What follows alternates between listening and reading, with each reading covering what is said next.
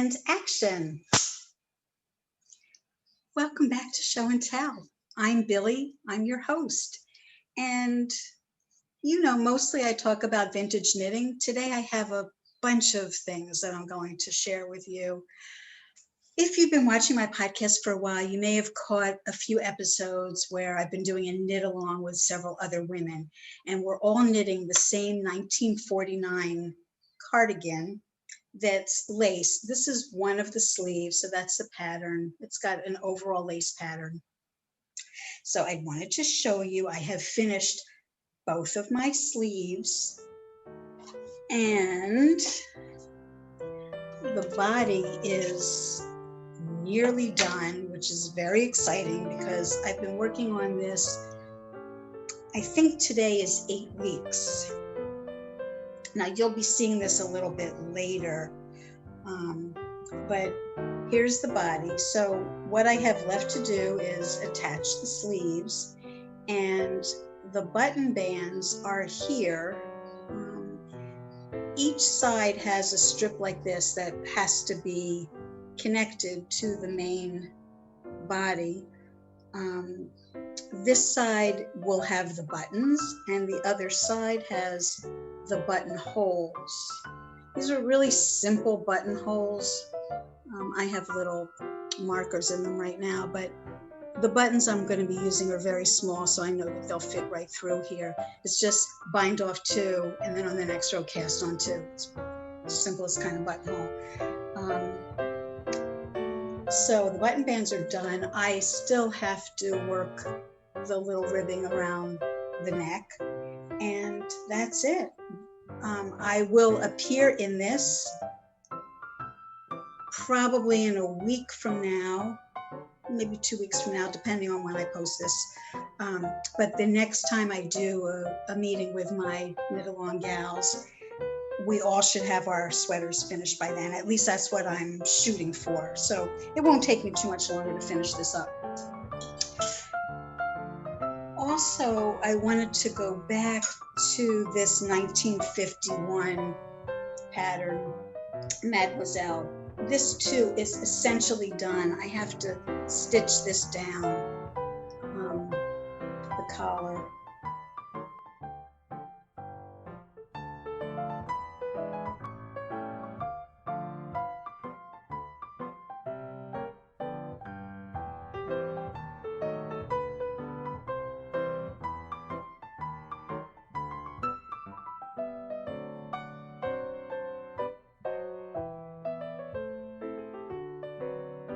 I also wanted to show you that until I stitch it down into place, like this whole part, this collar, will get stitched down. I am using clips that look like this, that came off of an orchid plant. I'm not too good with them. They last for, I don't know, 6 months, 8 months, a year. And then when the heat comes on, they just can't stand the dryness and the coldness at night and the heat during the day. So I don't tend to do very well with them, but they are beautiful. So I continue to buy them. And then I collect these little clips because these are really practical things to have to clamp stuff together before you stitch it up. A couple of my previous guests have also made this sweater. I believe Siobhan made it, I think in the same colors. And more recently, Michelle Mark, who was one of my very early guests, she made it. She was reluctant to copy me, so she made hers in this adorable color combination. It's like bubblegum pink and navy. And both of them they followed the instructions differently than I did. I think that they saw that it was going to look like this and they revised it. I maybe wasn't so clever, but I'm not unhappy with how it looks. They don't have this extra little dot dash thing. They just have a solid stripe going there. And I don't know if you can see, but these stripes are not flush with the sweater. They're a little bit raised. It's very interesting. You know, I'm really, really happy with this. So in a future episode, you will see me wearing this. I think it's getting to be a little bit warm, but soon. So that's almost done. This is another thing that, you know, I keep saying, Fifi, finish it first. Those will be finished before I begin my next project. But in between projects, I need to have something to work on just in case my yarn hasn't arrived or my knit along hasn't started. So I've been hanging on to this. I'm pretty sure I'm going to have some downtime this summer and I'll get back to this. This is the V-back tee. I've shown it before. I've pulled it back more than once, and each time I try and make the neckline a little smaller, a little smaller. This is made with a cotton tape. And while it's very pretty, it doesn't have the elasticity that wool has. So once it stretches out, it doesn't exactly spring back. And one of my prior iterations of this, the neckline grew so large, it was just like slipping down off my shoulders. So I'm hoping that the 5th time or whatever this is will be the charm.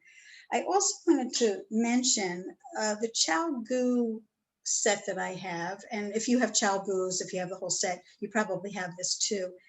They come with this very tiny piece. Let me see if I can find it to show you. That's an adapter. You can connect 2 cords, which is a great thing because you can take, like, I don't know, a 24-inch cord and add it to a 9-inch cord, and you can get something super long.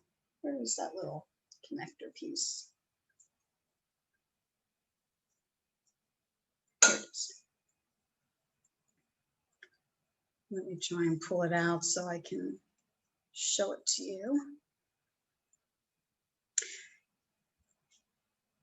Okay, this is one cord, this is the other cord, and they both have a metal end. But in between the 2 metal ends, from here to here, just that little tiny bit is a connector piece. So this cord will be long enough when I get further down and across my widest part, my bust, I'll still be able to try this sweater on without slipping all the stitches off onto waste yarn. I'll be able to get this around me with these needles. So that's a great thing. If you're considering buying interchangeable needles, that's a very nice feature. I don't know that other sets have it. My other interchangeable set, which is Knit Picks, which I also like, doesn't have that feature. You're limited to what cords they sell.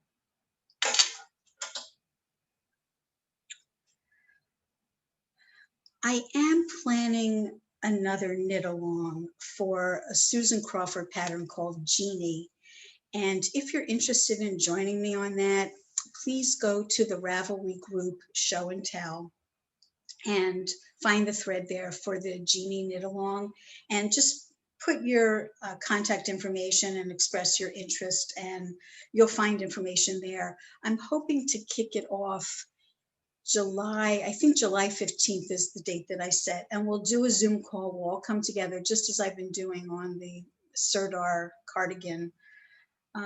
That's a very interesting pattern because the gauge that she wants you to have is 46 stitches to 4 inches.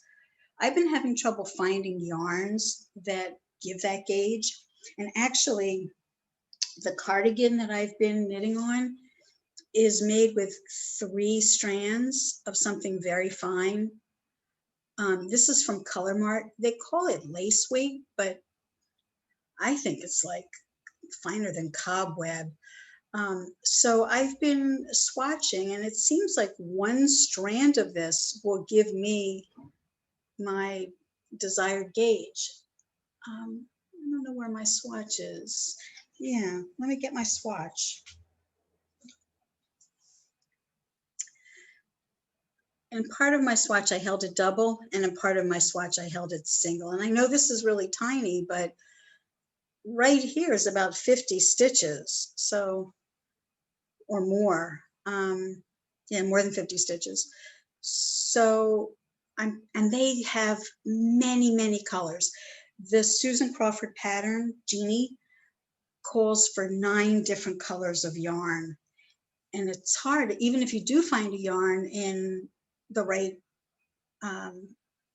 weight, it may not have 9 colors that you would want to use together. So at least I found with this Color Mart, this is extra fine merino. So I think a sleeveless top made out of this is going to be thin enough that I'll be comfortable wearing it in the summer. It's a beautiful Fair Isle. I encourage you to take a look at the pattern. I'll put the link below. And you have time to get organized to join us. Even if you're not ready with your yarns on July 15th, come on the Zoom, chat with us. It'll be fun. I mean, we're having a lot of fun with the other sweater. So while I'm waiting to start that, I know that I'm going to have downtime. I've been wanting to do more things for the summer because I don't have a lot of short sleeve or sleeveless sweaters. So I cast on something called Elena. It seems like I'm the first person on Ravelry to knit this pattern. It's not vintage, but it's very, very streamlined, very simple, and it has a very lovely tie, which I think is going to give it a vintage feel. It'll be wonderful to accessorize. It's just plain, sleeveless, and seems like a very, very quick and easy knit. I'm on size 6 needles, which after being on 2s for the cardigan is dreamy. It knits up so fast. The yarn that I'm using here is very interesting. I think it's organic. It's 50% merino, 50% cotton. So it should be a comfortable summer top. I'm hoping for that. Anyway, between now when I finish the cardigan momentarily and when Jeannie begins, I'll be working on this, and I think that I'll have no problem completing this before July 15th. So from time to time, I see an interesting quote here and there, and I recently saw this quote by Ralph Waldo Emerson, which resonated with me because I think this Jeannie pattern is going to really test my limits.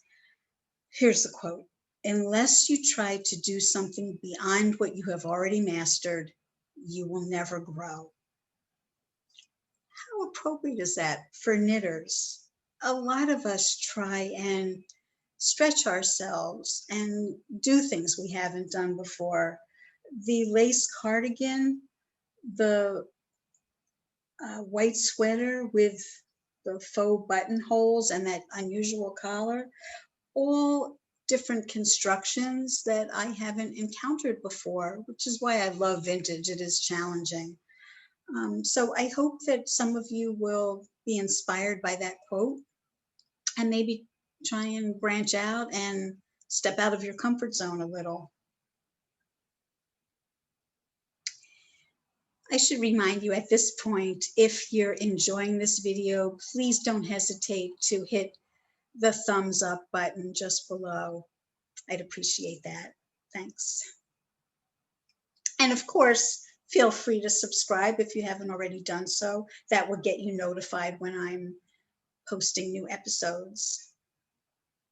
I'm going to put 2 links to 2 videos in the show notes for your viewing pleasure. One of them is about the history of knitting, which I found particularly interesting.